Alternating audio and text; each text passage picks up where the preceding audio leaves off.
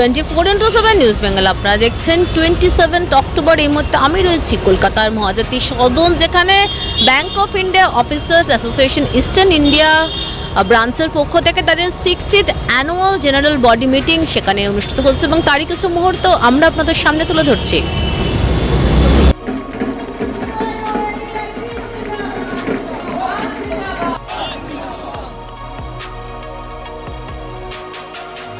Bank of ইন্ডিয়ার bank officers ও অন্যান্য রাজ্য থেকে আগত এই সংগঠনের বরিষ্ঠ নেতৃত্বদের উপস্থিতিতে অনুষ্ঠিত হলো ব্যাংক অফ ইন্ডিয়া অফিসার্স অ্যাসোসিয়েশনের ইস্টার্ন ইন্ডিয়া ব্রাঞ্চের 60তম অ্যানুয়াল জেনারেল বডি মিটিং।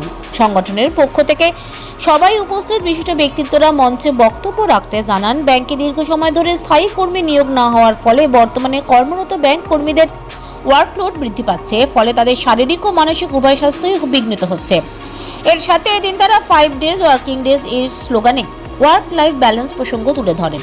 তারপর তারা বক্তব্য রাখতে এও জানান, তাদের এহেন দাবিতে ঊর্ধ্বতন কর্তৃপক্ষ এই বিষয়ে কর্ণপাত না করলে পরবর্তীতে তারা আন্দোলনের পথ বেছে নিতে অগ্রসর হবেন। উক্ত সভায় সংগঠন থেকে বিশিষ্ট ব্যক্তিত্বদের মধ্যে উপস্থিত ছিলেন FBOIO এর president Nageshwar, chairman Sanjay Das, general secretary Nilesh Pawar, সংগঠনের বরিষ্ঠ প্রবীণ নেতা রঞ্জিত রঞ্জন রায়, সংগঠনের উড়িষ্যা রাজ্যের শাখার নেতৃত্ব কমলজিৎ মহাপাত্র, ঝাড়খণ্ডের সুশীল ডাকরা সহ বিহার ও অন্যান্য রাজ্য থেকে আগত এই সংগঠনের সদস্যরাও উপস্থিত ছিলেন। बस क्योंकि ट्रेड यूनियन है, ट्रेड यूनियन जब तक ये बैंकिंग सेक्टर अभी भी आपका जब प्राइवेटाइज जब तक नहीं होता है, वो केंद्रीय सरकार द्वारा परिचालन प्रक्रिया जो है उसी के अंदर है।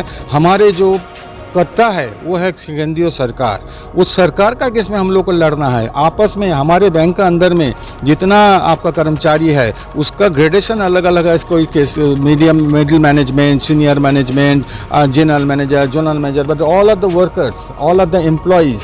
देयरफॉर हमारा लड़ाई उनका अगेंस्ट में नहीं है, हमारा लड़ाई जो है नियम नीति सिद्धांत, सरकार के जो नियम नीति सिद्धांत उसका ऊपर है, उसका अगेंस्ट नहीं हमारी लड़ाई है।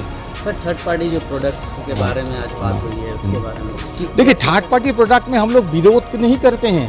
थर्ड पार्टी प्रोडक्ट भी जरूरी है, लेकिन थर्ड पार्टी प्रोडक्ट को ये जो मिस सेलिंग होता है, लोगों को ना समझा के गलत सलत समझा के जो थर्ड पार्टी प्रोडक्ट जो बेचा जाता है उसी के अगेंस्ट में हम लोग विरोध जिक्र करते हैं। थर्ड पार्टी प्रोडक्ट तो ये हमारे it is a part and parcel, we have accepted it. Third party product sale होनी चाहिए, लेकिन मिस सेलिंग नहीं होनी चाहिए, क्रॉस सेलिंग होनी चाहिए। सर आगे सर बैंकर्स को क्या चैलेंजेस बैंकर का तो देखिए चैलेंज ही चैलेंज है, बहुत सारे चैलेंज है। उसका बैंकर का जो चैलेंज है वो है आपका वो जो आउटसोर्सिंग है, उसका जो कॉन्ट्रैक्चुअलिज्म है, धीरे धीरे नियुक्ति को बंद करके वो आपका जो परमानेंट एम्प्लॉय को ख़त्म करके वो आपको अप्रेंटिस का नाम से कम पैसा दे करके उससे वही काम लेगा जो कि ये सब्स्टिट्यूट करेंगे नॉर्मल जो एम्प्लॉय को उसको। तो इसका ये भी एक तो चैलेंज है। दूसरा चीज़ जो चैलेंज है वो जो मीन्स ग्राहक सेवा देने में हम लोग मीन्स जो हमारे कर्मी संख्या होनी चाहिए वो हमारा कर्मी संख्या इतना नहीं हो रहा है। हम प्राइवेट बैंक के सामने हम फीका पड़ रहे हैं, इसीलिए ग्राहक जो है वो प्राइवेट बैंक में जा रहा है, लेकिन हमारा दोष नहीं है।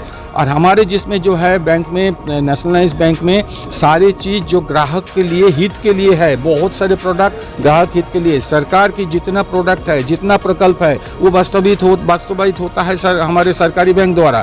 लेकिन क्या है, हम ग्राहक सेवा ठीक ढंग से नहीं दे पाते हैं।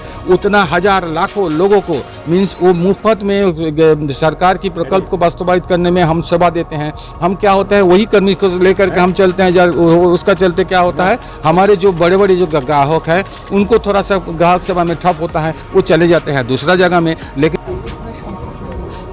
देखिए, ये जो एनुअल बॉडी मीटिंग होता है ये हम लोग का संवैधानिक जिम्मेदारी है, जिसमें हमको हर साल हमारे जितने भी मेंबर्स हैं उनके सामने हमारा लेखा जोखा प्रस्तुत करना होता है, हमारा अकाउंट्स प्रस्तुत करना होता है, और इसमें हम future road map for the interest of officer fraternity, for the interest of bank और for the interest of nation कुछ डिसीजंस लेते हैं।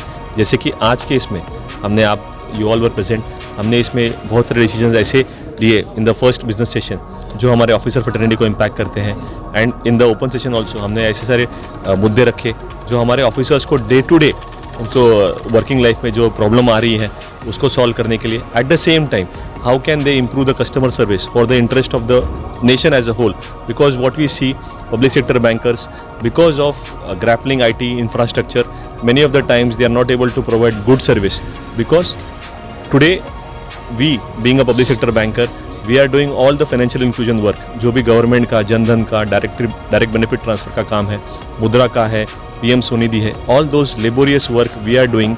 But when it comes to giving benefit, what is government doing? They are very comfortably pushing the salary accounts to the retail, the private bankers, क्योंकि आज वो उनको एक अच्छा cushion निम मिल रहा है. जबकि अगर काम हम लोग कर रहे हैं तो at the same time, because CASA जो आप सबने सुना, it is a burning issue.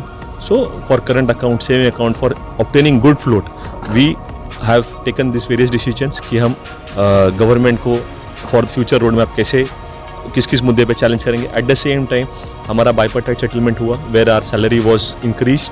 But one of the most important agenda, that is 5-day banking for the bankers, that is being discussed today.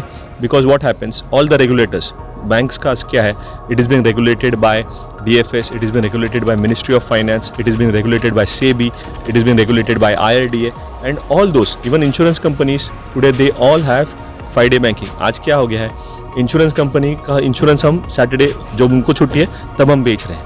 So it is our endeavor that we will fight for our 5-day banking. At the same time, artificial intelligence. I think in my Sanjay Das speech, the country as India, we have more than 140 crores people in this country. So many people, the below poverty line, all workforce of this country, when we are going to replace the artificial intelligence, so across the country, many people, they will become a jobless. Yes, definitely, as is technology, we may accept, we may adapt. But overall, when you are looking out about the countrywide, so I don't think so that many people may not get the employment also.